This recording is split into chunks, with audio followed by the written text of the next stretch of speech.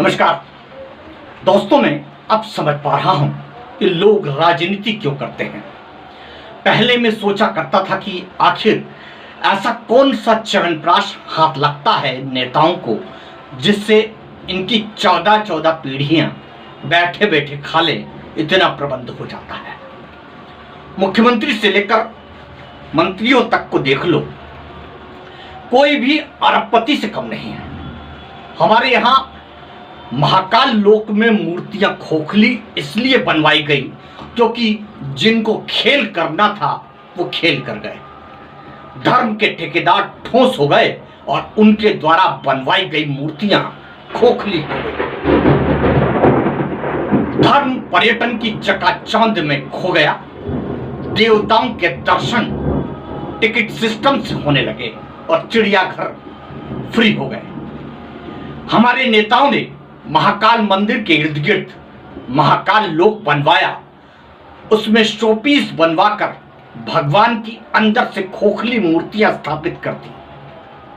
उस महाकाल लोक निर्माण की लागत भगवान महाकाल के दर्शन में टिकट सिस्टम से लागू करके वसूली जा रही है। धर्म के नाम पर राजनीतिक लड़ाइयां लड़ने वाली पार्टियां सत्ता हासिल करने के बाद भगवान को ही कमाई का जरिया बनाकर बैठी है। ऐसे में जो अमीर श्रद्धालु टिकट का शुल्क चुकाकर भगवान तक पहुंचता भी है तो पूछता है कि महंगा टिकट लिया है, भगवान कृपा करके मंत्रियों जैसा हमें बना दीजिए। गरीब तो नंदी हॉल के पीछे से ही दूरदर्शन कर संतुष्ट हो लेता है। एक इसी विषय पर एक सज्जन ने सोशल मीडिया पर बेहतरीन कार्टून प्रेषित किया, जरा देखिए। श्रद्धालुओं को क्या पता है कि भगवान की नहीं, हमारे चुने गए नेताओं की बनाई गई व्यवस्था है। हमारे अपने गजनबी हो गए। राजा अव्यवस्थाओं को देखकर चुप इसलिए है क्योंकि देवालयों को कमाई और कमीशन का अड्डा बना लिया गया है। कमीशन खोरों ने महाकाल को भी नहीं छोड़ा। कुमार, सही कहा है आपने।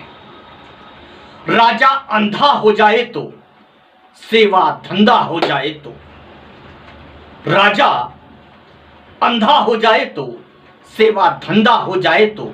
मैं बात मीडिया का सदस्य होने के बाद भी बड़ी सजगता और प्रबलता से, ईमानदारी से कह रहा हूं कि राजा अंधा हो जाए तो सेवा धंधा हो जाए तो, सच दिखलाने वाला खंबा, सच दिखलाने वाला खंबा छवि प्रबंधा हो जाए तो।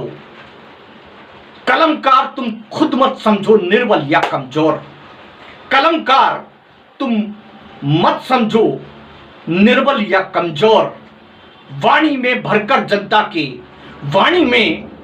जनता के संकल्पों का जोर, चौराहों पर अभय पुकारो, चोर चोर चोर। और जब महाकाल के भक्त पूछते हैं तो सत्ता में बैठे लोग ऐसे चौंक जाते हैं। आइए जरा देखिए। ओ दर दर दे मैं टुकड़े, ओ दर दर दे मैं टुकड़े। no, no, no. No.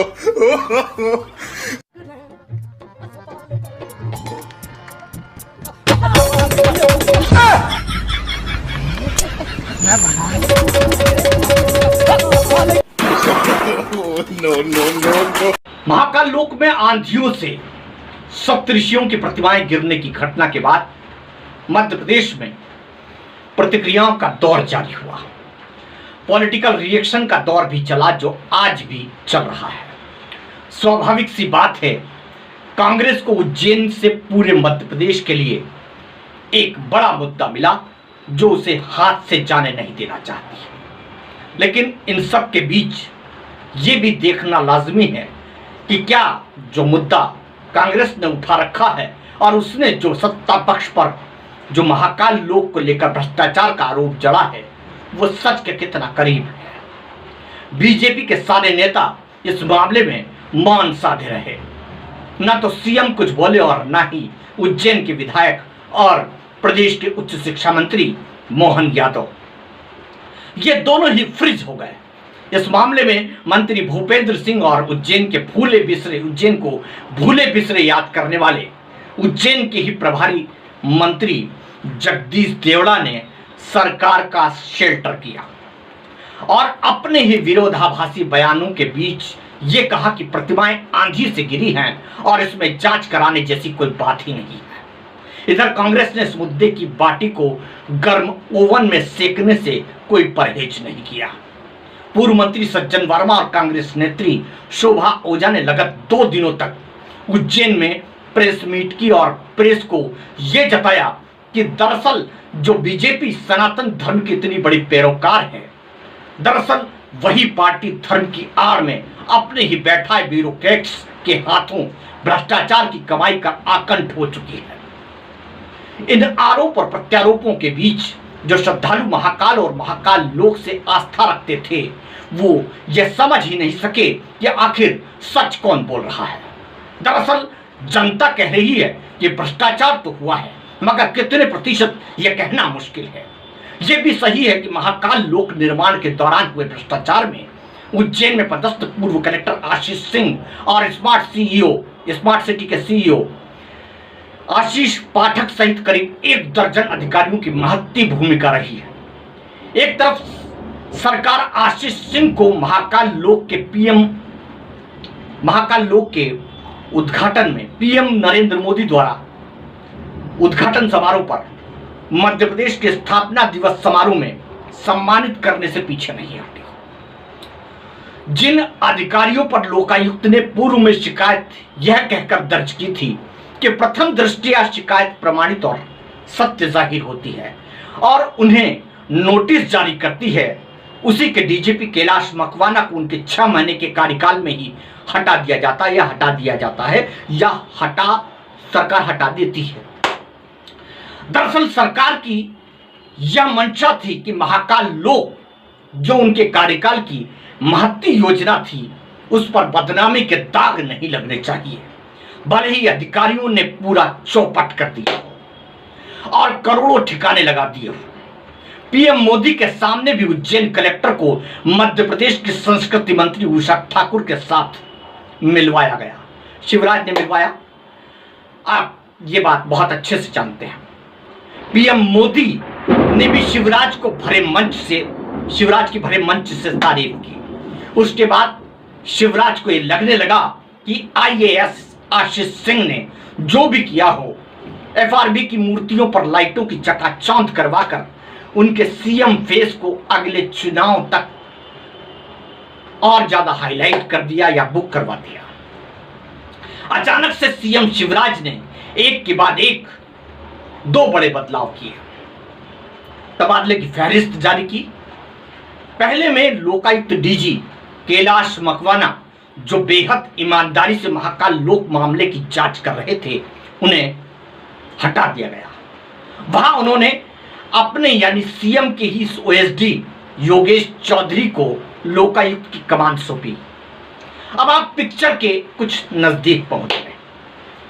इधर आशीष सिंह को उज्जैन से पहले भोपाल रोड डेवलपमेंट में बुलाकर 1 हफ्ते के भीतर ही राजधानी भोपाल का कलेक्टर बना दिया गया। उन्हें पुरस्कृत किया गया।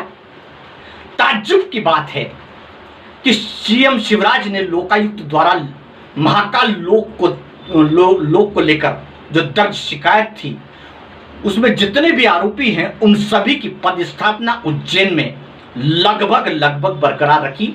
मतलब ये लोग आज भी उज्जैन में बने हुए हैं। इससे अंदाजा लगाया जा सकता है कि आखिरकार सीएम शिवराज और आशीष सिंह के बीच कितना जबरदस्त सामंजस्य स्थापित है। यह सामंजस्य किस रूप में है, यह आप भली भांति और अच्छे से समझ सकते हैं। अब आगे बढ़ते हैं सीन नंबर 2 की ओर। पिक्चर में यहां डायरेक्टर कट लगाता है और फिर कैपिटल भोपाल में लोकायुक्त के जस्टिस NK गुप्ता महाकाल को लेकर स्वतः संज्ञान लेकर एक नई जांच खोलते हैं और उज्जैन में 2 सदस्यीय जांच दल भेजते हैं, जिनमें कोई मिस्टर मोदी है और एक अन्य NS जोहरी है, जो मात्र 10-15 सालों से लोकायुक्त में ही टिके हैं। 10-15 सालों से लोकायुक्त भोपाल में टिके हैं, ये सब जानते हैं। इनका तबादला कहीं और हुआ ही नहीं। बेहद बेहद और बेहद ईमानदार जांच अधिकारी हैं जौहरी, और जौहरी के आने के पहले ही उज्जैन में इनकी ईमानदारी पर कहे जाने वाले कसीदों की एक फहरिस्त हम तक भी पहुंच गई। लोग पूछने लगे कि सरकार जांच करने से इनकार कर रही थी, तो फिर अचानक वो लोकायुक्त जो सरकार की ही नियुक्ति और आदेशों पर संचालित होती है, क्या वो सरकार के उन चहेतों के खिलाफ जांच कर सकेगी? जांच की पोल तब खुली जब मूर्तियों की थिकनेस वर्नियर कैलिपर्स की बजाय इंच टेप से मापी जाने लगी। यानी कि जांच अधिकारियों को यह भी नहीं मालूम कि किसी भी चीज की थिकनेस कैसे मापी जाती थी, जबकि वो मूर्तियां खोखली हों। तभी जाहिर हो गया कि पूर्व जस्टिस एन.के. गुप्ता साहब ने छांटकर, बेहद छांटकर जांच अधिकारी उज्जैन में भेजे हैं। यह भी जाहिर हो गया कि आखिरकार इस जांच का मंतव्य क्या है, मोटिव क्या है। दरअसल सरकार यह चाहती थी कि चुनावी वर्ष में सरकार की महत्वपूर्ण योजना महाकाल लोक पर जो भ्रष्टाचार की आंधी से, ऋषियों की प्रतिमाएं गिरने से सरकार की प्रतिष्ठा आहत हो रही है, उसे किसी तरह डैमेज कंट्रोल किया जाए। पर्दे के पीछे से एक स्क्रिप्ट तय हुई जिसमें लोकायुक्त को ही जांच करने को कहा गया, जो जांच को लंबा ले जाकर ज्येष्ठ की गर्मी से निकालकर आषाढ़ और सावन की ठंडी बारिश की बूंदों से कोल्ड स्टोरेज में ले जाकर फ्रिज करने की मंशा थी सरकार की। अभी भी यही मंशा है। इसके लिए सरकार को अपने कुछ विश्वास पात्रों की जरूरत थी जो राजधानी से साहिब के लिए काम कर सके। वही हुआ। मिस्टर जौहरी का चयन किया गया। एन.के. गुप्ता ने मिस्टर जौहरी का चयन किया। जौहरी जिन्होंने उज्जैन आने से पहले थोड़ी निगाह भोपाल कलेक्टर आशीष सिंह पर तरेरी। एक अखबार की खबरों के मुताबिक आशीष सिंह अपने चहेतों की कसम खा रहे हैं और कह रहे हैं कि उन्होंने कुछ नहीं किया, कुछ भी नहीं किया, भ्रष्टाचार तो बिल्कुल भी नहीं। खैर, लोकायुक्त के जांच अधिकारी तो जौहरी हैं। उन्हें मालूम है कि सप्त ऋषियों में से 6 प्रतिमाएं गिरी हैं तो वो कुछ न कुछ देकर ही जाएगी। ऐसे में जौहरी एक ही जगह पर 15 साल से नहीं टिके हैं। उन्हें मालूम है कि गाय भी गोबर करती है तो वो पोटा कुछ न कुछ लेकर ही उठता है। सो जौहरी भी बहुत कुछ लेकर ही गए होंगे। अरे जौहरी साहब, हम सबूतों की बात कर रहे हैं, आप कुछ और समझ बैठे क्या? बुरा मत मानिएगा। ये तो सीएम के खास आशीष सिंह पर हम जरूर कुछ कह सकते हैं, लेकिन आपकी मंशा पर हम बिल्कुल भी शक करें ऐसा हो ही नहीं सकता। खैर, नेता प्रतिपक्ष गोविंद सिंह ने साफ कहा है कि लोकायुक्त जस्टिस एन.के. गुप्ता लोकायुक्त जांच मामले से दूर रहे तो ज्यादा अच्छा है, ज्यादा बेहतर है। उन्होंने कहा कि लोकायुक्त जस्टिस सरकार के इशारे पर काम कर रही है। गोविंद सिंह ने कहा कि करीब 1 साल पहले हमारे विधायक महेश परमार ने लोकायुक्त महाकाल लोक में हो रहे घोटाले की शिकायत की थी लोकायुक्त को। पूर्व डीजीपी ने शिकायत दर्ज भी की थी, लेकिन गुप्ता इतने लंबे अरसे तक इस भ्रष्टाचार को दबाए क्यों बैठे रहे?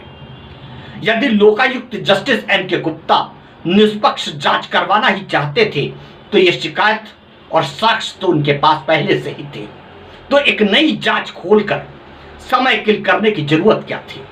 दरअसल किसी पूर्व जस्टिस और लोकायुक्त नरेश गुप्ता पर सीधे तौर पर नेता प्रतिपक्ष ने यह आरोप क्यों लगाए कि वे सरकार के इशारे पर काम कर रहे हैं? आइए पहले इसे समझें। 2017 में 1.5 साल से खाली पड़े लोकायुक्त पद को अचानक सरकार ने एन.के. गुप्ता के नाम पर मुहर लगाकर भर दिया।